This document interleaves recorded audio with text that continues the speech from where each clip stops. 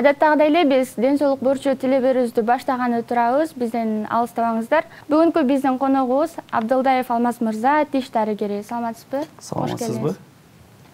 Алмаз мырза, өзүңүздү тааныштыра кетсеңиз. Мен Абдылдаев Алмаз Аскатович, Ысык-Көл облусунда туулуп өскөм. Азыркы учурда деген ушул жакта университетти бүтүп, эмгектенем. Азыркы учурда биз частный клиникада иштейбиз, жеке менчик клиникада. Анан университетте сабак берем. Медициналык колледжинде ошол университетте сабак берем. Негизи эле адамдардын тиш маселесине биз жылмайганда бизди сулуу көрсөткөн бул тиштерибиз болот эмеспи? Андыктан тиштерибизге кам көрүп жүргөн тиш дарыгери бүгүн бизде конокто болуп турат. Андыктан биринчи эле сурообузду узата берели.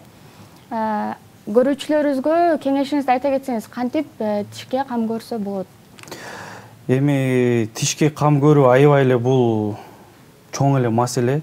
Чын эле биздин өзүбүздүн калкыбызда эле көп ошо кам көрбөйт экен. Көбүнчө биз эми бөлбөш керек, эми кандай десем, айыл жергеси анан шаар ар кандай.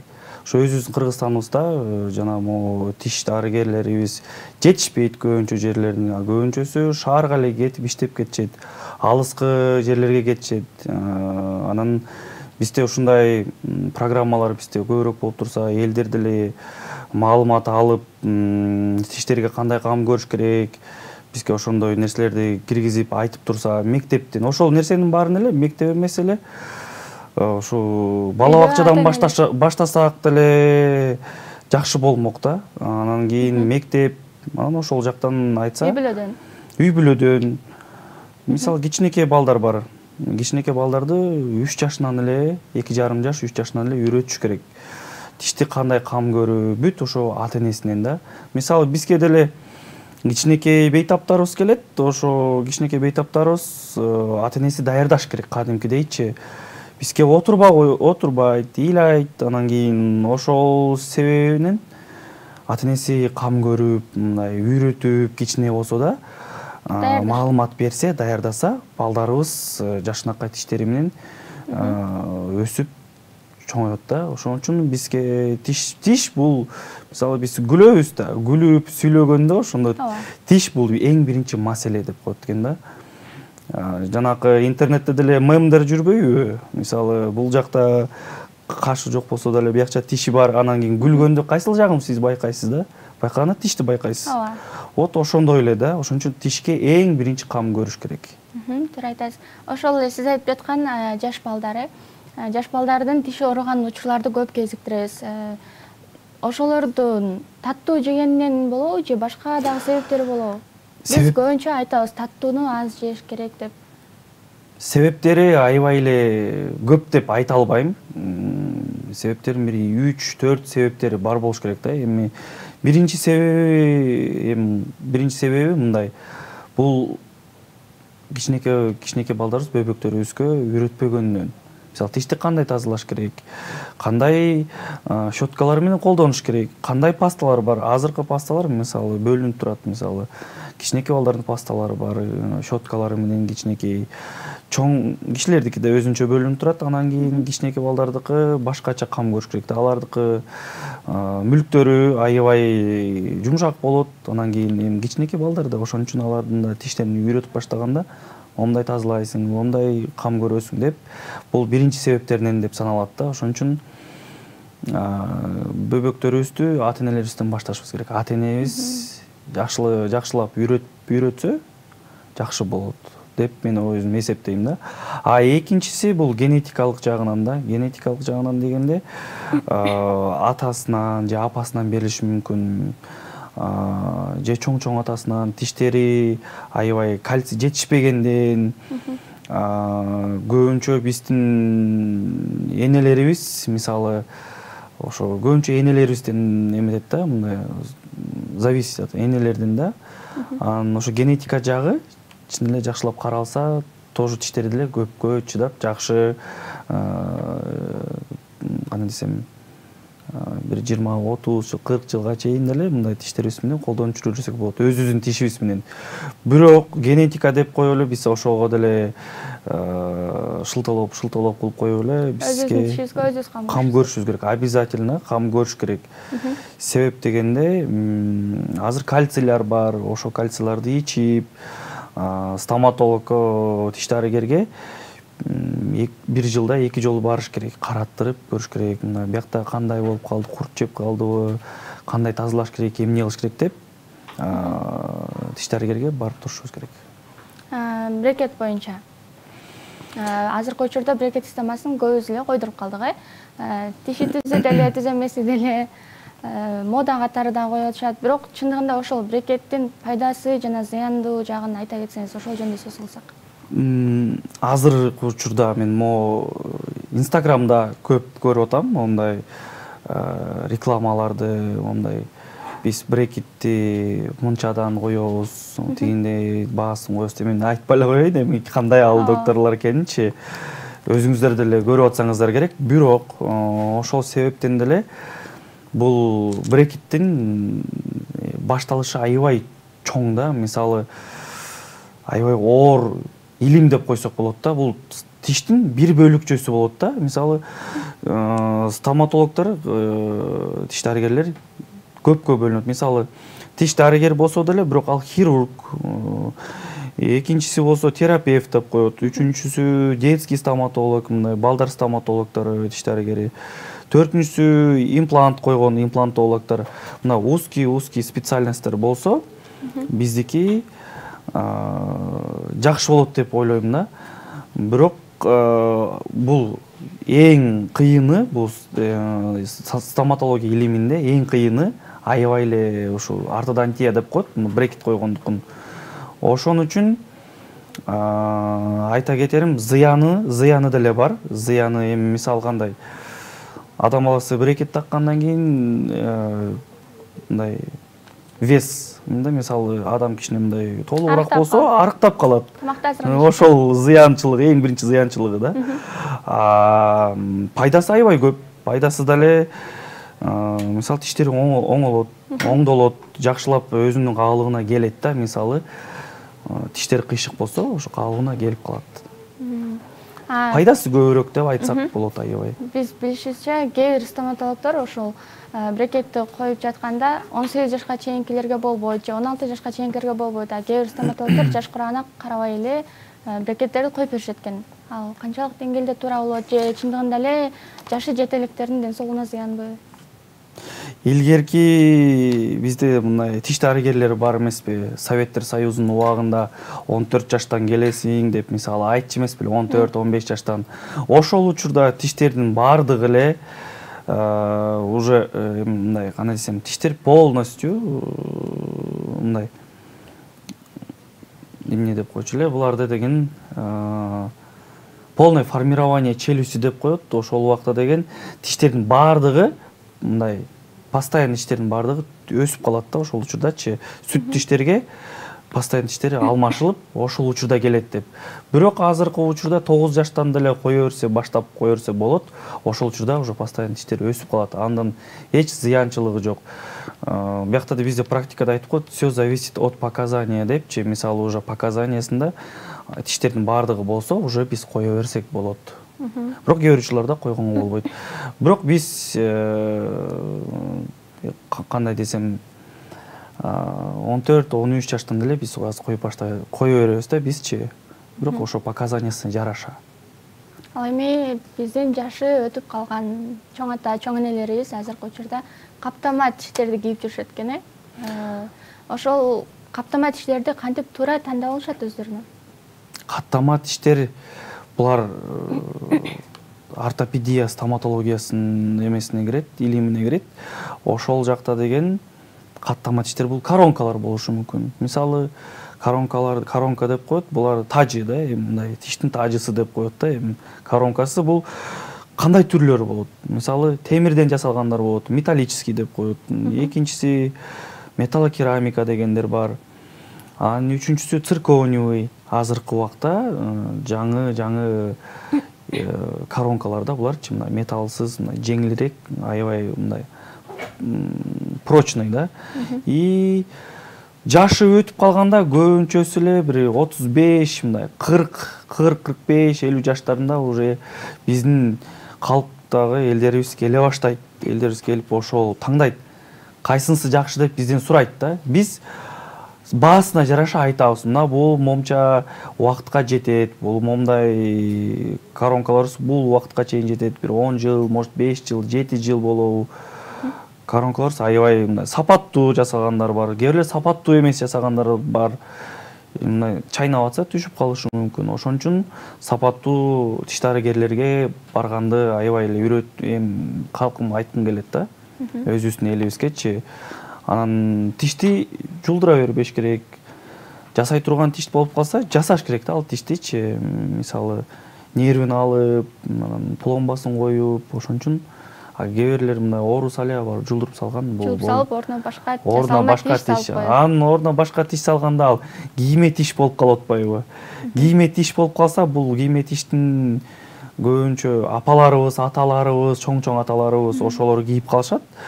Анан аларга биз кийгизгенде тойлорго барышат, анан кийин мындай кичине оорутат, ал протез деп коет, ошо протездерибиздин баары оорутушу мүмкүн да.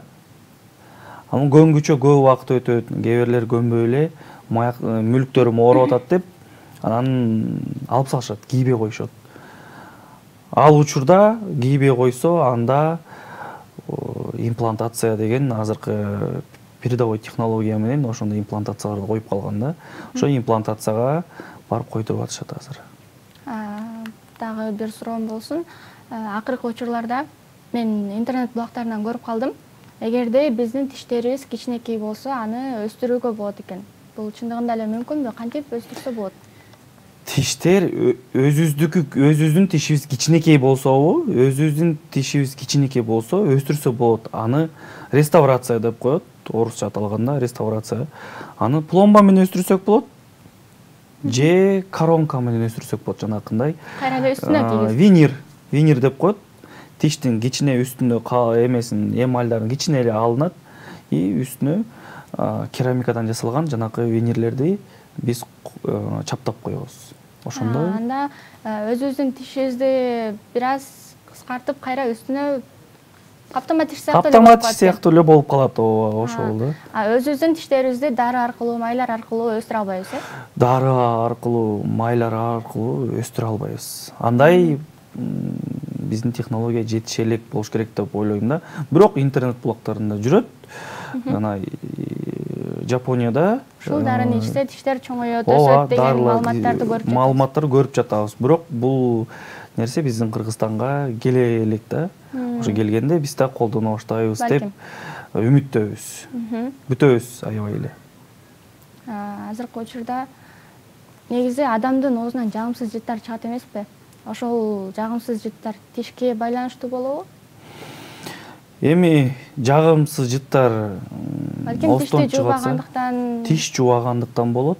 Анан ашказан оорушу мүмкүн. Ашказан ошо ашказандан ооруп атканда аябай жагымсыз жыт келет. Жагымсыз жыт да кайсы учурларда келет?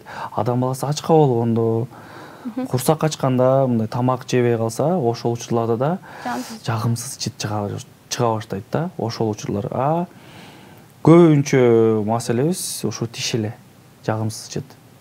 Ошон үчүн жарым жылда тиш дарыгерлерге барып, тишин көрсөтүп, ашказанын көрсөтүп, мисалы биз бияктан тамак жейбиз да. Анан тамак жегенде ашказанга барат. Ашказан чоң нагрузкаларды көтөрө албай калышы мүмкүн. Бизде эми Кыргыздарда кандай чучук, эт, казы карта дегендерди аябай жакшы көрөбүз. Анан түн ичинде келип биз тойдон келип анан тамак ичебиз, ошо тойлордон калган тойлуктарды жеп, анан жатып алабыз. Анан эртең менен турсак оозубуз жыттанып, эт жыттанып, май жыттанып, мындай жагымсыз жыт болуп калат да. Ошон үчүн күнүнө 2 маал жууп жатыш керек деп ошону аталат да. Мисалы, эртең менен турасыңар, тишиңерди жуйсуңар, кечинде уктайын маалда тишти да жууп жатыш керек. Анан кийин тишти эмес гана тилди да тазалап коюш керек. Тилде да көп микроорганизмдер ошакта отурукташып калат. Жанагы айтып аткан биздики ашказандан мурун дагы өзүбүздүн тишибиз болсо, мисалы тиши аз болсо, чайнаганга азыраак болуп калат да, мисалы тамак жесечи, чайнаганга азыраак болуп калат да. Мисалы жевательные зубы, мындай чайнаган мындай азу тиштерибиз жок болуп калса, биз кантип чайнайбыз? Чайнай албай, ошо ойдон эле жутуп коебуз.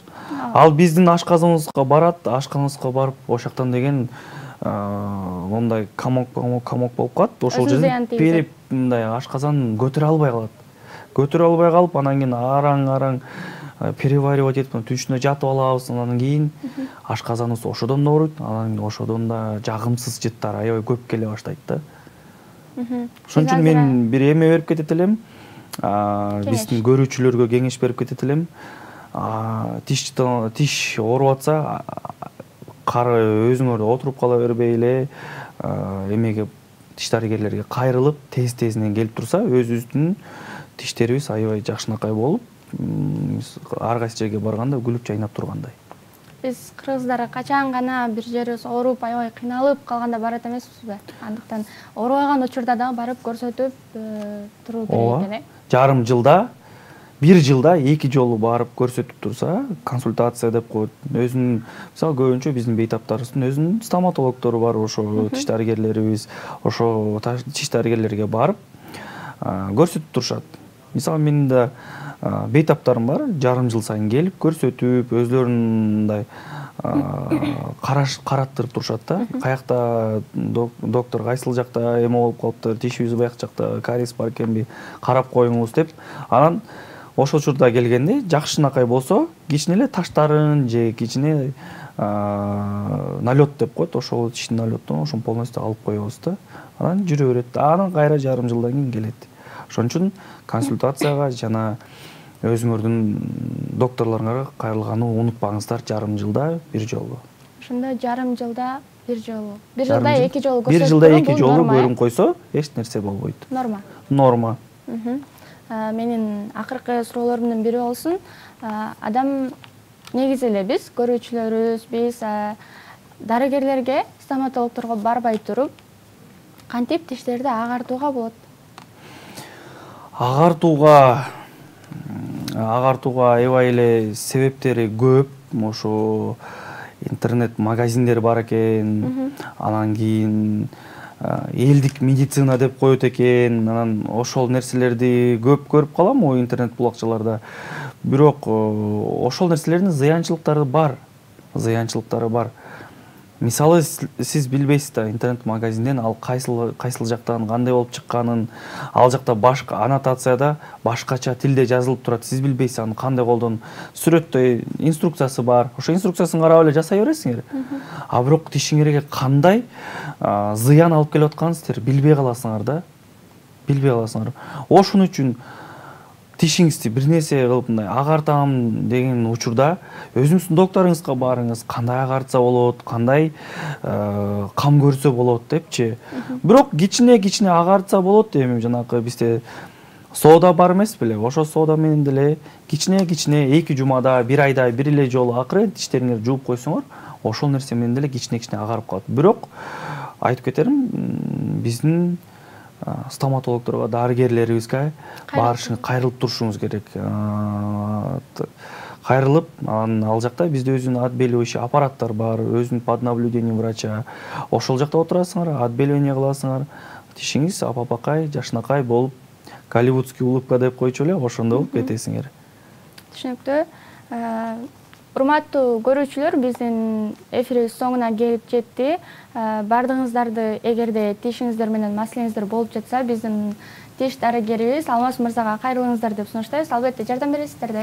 Албетте жардам беребиз. Биздин көрүүчүлөрүбүзгө, биздин бейтаптарга, бардыгыңарды айтып кеттилем өзүбүздүн элибизге. Бир жылда 2 жолу дарыгерлерге барып көрүнүп турсаңыздар, өзүңүздүн ден соолугуңузга да кам көрөсүз, тишиңиз да аябай жакшынакай болуп, оорубай, ден соолукта болуңузга өзүңүз кам көрүп тургансыз да. Анан чоң рахмат сиздерге да. дал ушул сиздерге кеңеш берип кеткен дарыгерге кайрылуу үчүн алдыда турган номерлер менен байланышсаңыздар да болот. Эфирибиз соңуна келип жетти. Кийинки көрүшкөнгө чейин аман туруңуздар.